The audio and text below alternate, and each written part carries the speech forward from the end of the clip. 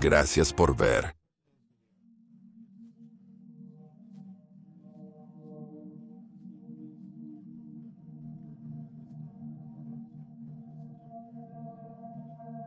Gracias por ver.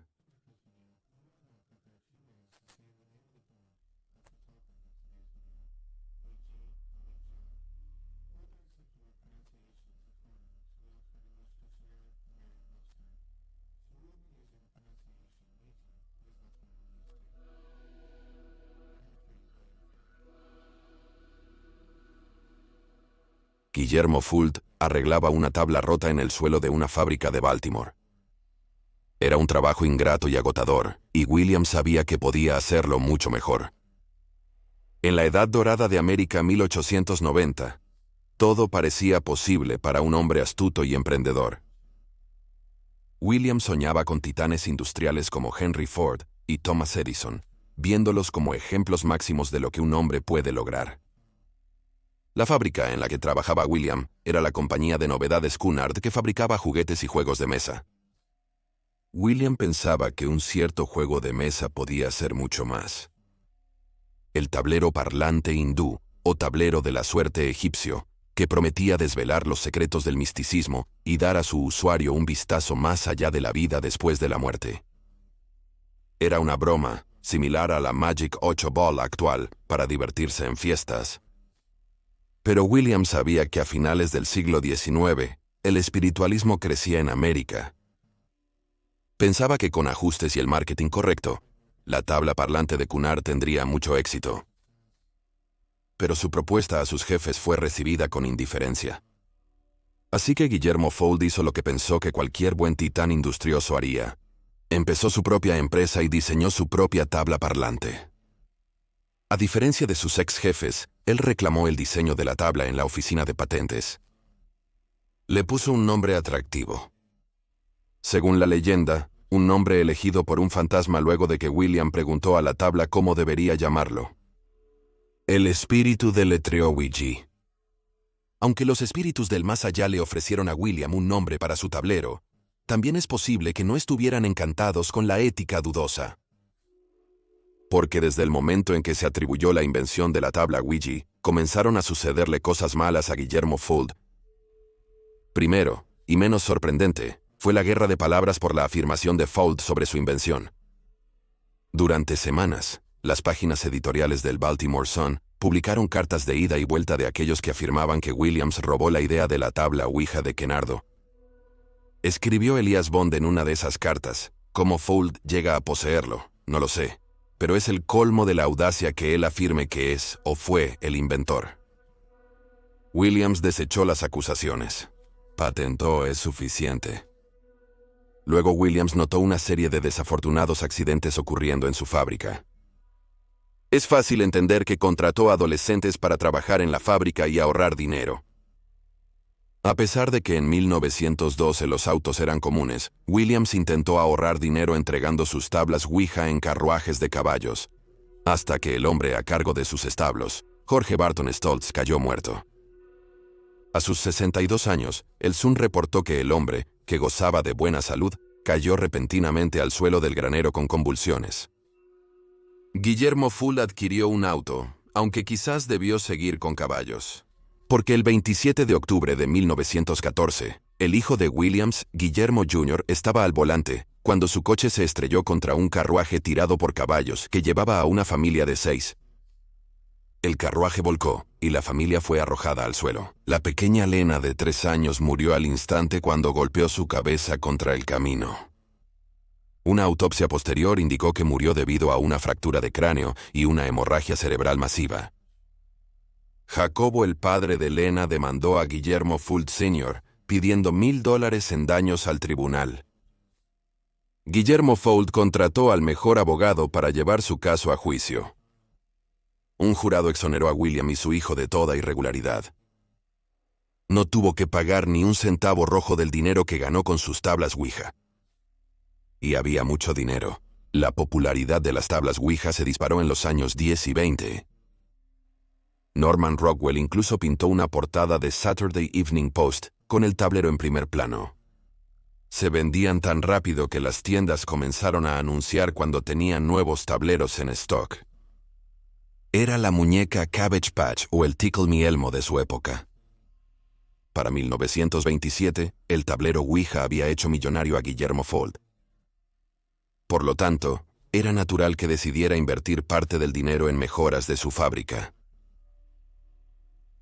La mañana del 25 de febrero de 1927, Guillermo Fuld llevó a un obrero hasta el techo de su fábrica para mostrar que un asta de bandera necesitaba ser reemplazada.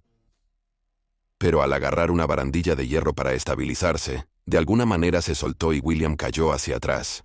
Cayó del techo al pavimento 3 pisos abajo. Una autopsia posterior reveló que sufrió 5 costillas rotas, 2 brazos rotos y una pierna rota. Para acompañar su cráneo fracturado, una hemorragia cerebral masiva.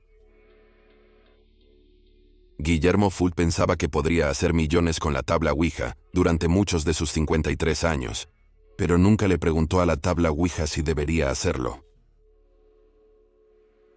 Número 2. Clotilde Marchand. En 1930, el escultor y antropólogo aficionado Enrique Marchand era un artista muy respetado que vivía en Buffalo, Nueva York. Después de un exitoso periodo en Manhattan, el Museo de Ciencias de Buffalo contrató a Henry para crear dioramas de cera para sus exhibiciones.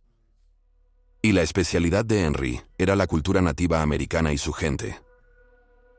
Henry realizó tantos viajes en coche a la cercana reserva Cattaraugus que finalmente estableció un estudio de cabaña allí. Lo llamamos estudio de cabaña, pero es más como un nido de amor. Durante días seguidos, el Henry de 53 años trabajaría solo en su estudio, atrayendo a muchas jóvenes aborígenes de la reserva para ayudarlo con su trabajo. Dijo que hacer el amor con ellas era la única forma de que se sintieran cómodas para posar para sus esculturas. Quizás Henry era algo monstruoso. Según varios relatos, Clotilde, la esposa de Henry, era una señora encantadora que adoraba a sus hijos y las numerosas mascotas de su familia. Así que ella no tenía idea del comportamiento lascivo de su esposo, y la mayoría estuvo de acuerdo, ciertamente no merecía ser asesinada por ello. Pero muchos de la época sospechaban, eso es exactamente lo que sucedió. Aunque la mujer que finalmente fue arrestada por el crimen, presentó una defensa que escandalizó al tribunal y a la ciudad. Afirmaron que el asesinato fue la venganza emprendida por un espíritu del más allá. Nancy Bowen era la esposa de 66 años de un anciano tribal Seneca llamado Sassafras Carlos. Charlie murió en 1929 bajo lo que Nancy llamó circunstancias misteriosas, y ella quería descubrir por qué y cómo. Por lo tanto, hizo lo que muchos hicieron en los años 1920 y 30, se giró hacia la tabla Ouija. Pero las Ouija no son un asunto individual, se requieren 2 personas para obtener los mejores resultados. Así que Nancy se volvió hacia su amiga, pequeño Jimerson de 36 años. Sentados uno frente al otro, con el tablero entre ellos, Lil contactó a Charlie desde el más allá. ¿Quién te mató?, preguntó ella, y Charlie respondió deletreando el nombre, Clotilde Marchand. Nancy desconocía a esa persona, era un nombre tan inusual. Lil afirmó no volver a ver a la esposa del escultor desagradable que atraía mujeres a su estudio de la reserva.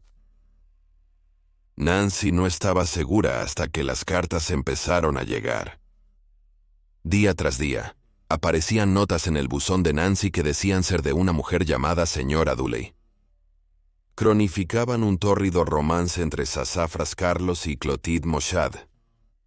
Las cartas afirmaban que Clotilde era una bruja blanca y mujer. Sostenían que Clotilde hechizó a Charlie para que se enamorara de ella. Las cartas revelaban que Clotilde había ordenado asesinar a Charlie cuando el hechizo falló. Eso bastó para que Nancy lo creyera.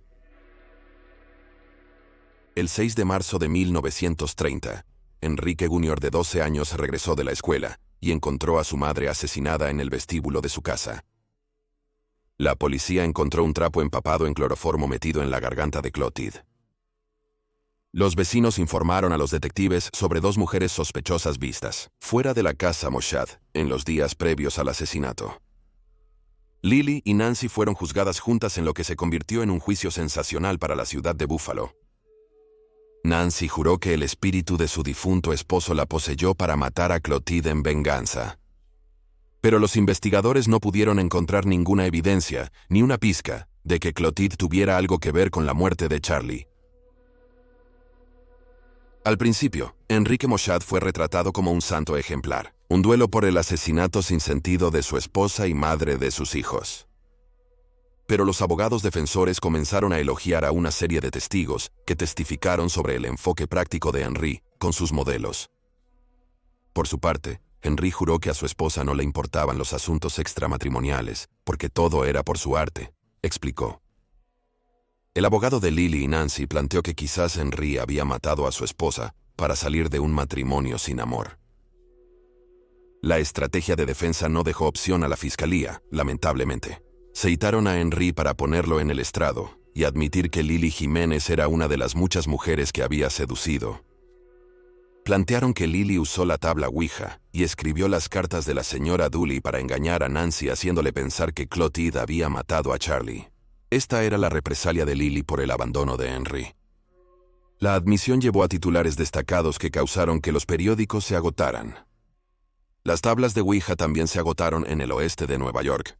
Los minoristas no podían abastecer las tiendas rápidamente. El sexo y el asesinato combinados con una defensa sobrenatural llevaron a algunos a declarar el caso Marchand como el juicio del siglo. Pero finalmente no hubo justicia para Clotilde. Un juez declaró un juicio nulo después de que Lily se enfermó. Cuando estuvo lo suficientemente bien para regresar a la corte, un nuevo jurado la absolvió de cualquier delito en el asunto. Nancy Bowen admitió homicidio involuntario y fue liberada tras cumplir condena. En el juicio de 1931, Enrique Marchand estaba en la galería con su sobrina de 18 años, recientemente convertida en su segunda esposa. Stefania Lazaro. Si has usado o visto una tabla Ouija, sabrás que la pequeña pieza donde se colocan los dedos se llama planchette. Es una palabra francesa que significa pequeña tabla y es la clave para usar casi todo tipo de tablero parlante. La planchette tiene un pequeño ojo de vidrio en el centro que amplifica la letra o palabra que un espíritu del más allá está tratando de comunicar. Sin embargo, Stefania Lazaro, de 16 años y sus amigos adolescentes no tenían una planchette ese día. Madrid, España, marzo 1990. Así que improvisaron, utilizando un pequeño vaso de beber transparente volteado sobre la tabla. En retrospectiva pudo ser un error fatal. Durante un periodo libre, las tres chicas iniciaron su sesión acurrucadas en el suelo del baño de la escuela.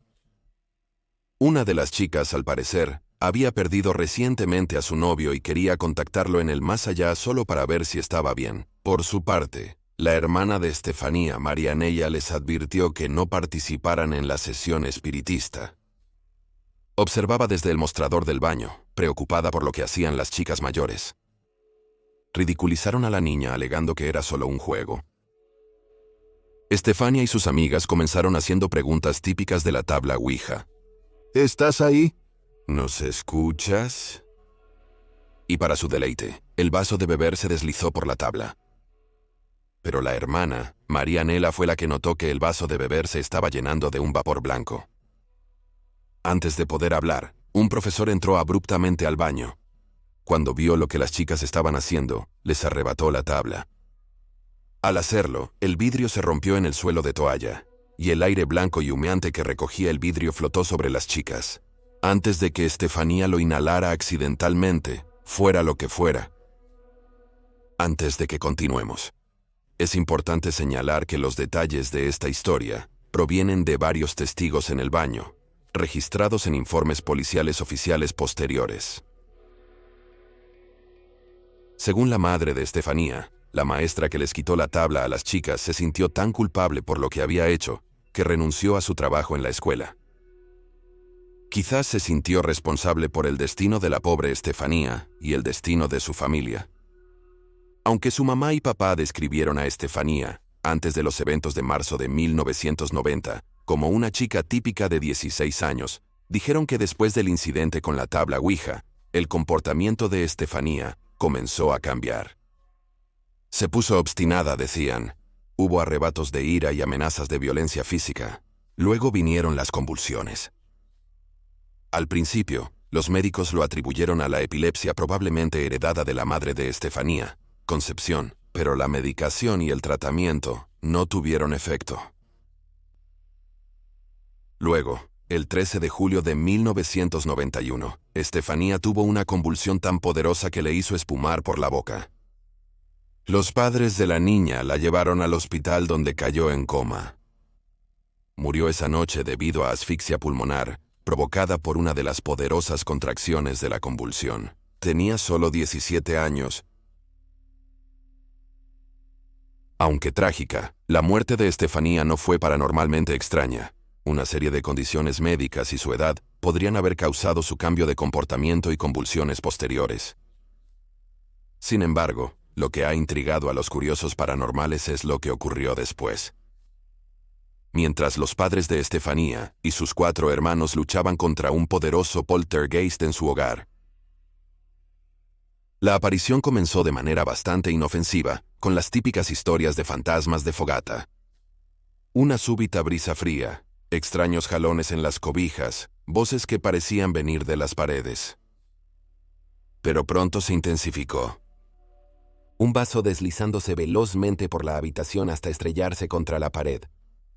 El caniche mascota de la familia levantándose en el aire con un grito como si hubiera sido pateado.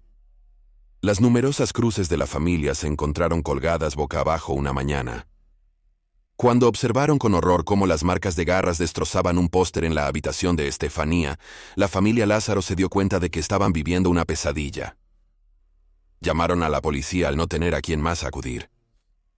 El inspector jefe José Pedro Negri, junto con 5 oficiales uniformados, llegó al apartamento de los Lázaro, para encontrarlos agrupados afuera en el frío. No sabían a dónde más ir y no iban a volver a entrar. Durante el registro de la casa Lázaro, el inspector Negri se sintió inquieto. Más tarde dijo que sintió un frío malestar mientras caminaba por las habitaciones del piso. A pesar de estar solo, una puerta del armario se cerró bruscamente. Entró en la habitación de Estefanía y tomó nota de los muchos crucifijos en las paredes. Al pasar de nuevo por la habitación, se sorprendió al ver que todas las cruces habían desaparecido. Como escribió en su informe policial, hay una serie de fenómenos que no se pueden explicar. 2 años después del inicio de la obsesión familiar, las cosas empezaron a serenarse. Cuando la obsesión parecía disiparse, algunos investigadores paranormales lo llamaron una célula muerta. Sin embargo, el 1 de noviembre de 1993 Concepción fue a limpiar la habitación de Estefanía en el Día de Todos los Santos. La habitación se conservó tal como la chica la dejó antes de fallecer, pero pusieron una gran foto enmarcada de la adolescente en la mesita de noche. Concepción entró. Vio el marco boca abajo en el suelo. Al recogerlo, se horrorizó al ver que la imagen dentro había sido derretida y quemada, dejando el marco, la mesa y el suelo intactos. El caso de Estefanía Gutiérrez Lázaro, también conocido como el caso Balakis, debido al barrio en el que vivían en Madrid, es una de las historias más embrujadas que han surgido de España en los últimos años. En 2017 los cineastas utilizaron la historia como inspiración para la escalofriante película de terror llamada Verónica, que está disponible en Netflix si te atreves. Muchas gracias por ver este video. Esperamos que lo hayas encontrado interesante. Si te interesó, suscríbete. Tendremos un nuevo video sobre lo paranormal cada semana. Si recién descubres este canal, visita también nuestro otro canal, Criminally Listed. Tenemos más de 325 videos de historias de crímenes extraños y verdaderos. Puedes encontrarlo en youtube.com/Criminally Listed. También tenemos un podcast sobre casos sin resolver que finalmente se resolvieron, llamado Criminally Listed Presents into the Killing. Lo encuentras en Stitcher, Spotify, Amazon Music y donde haya buenos podcasts. Eso es todo por hoy. Gracias de nuevo por mirar.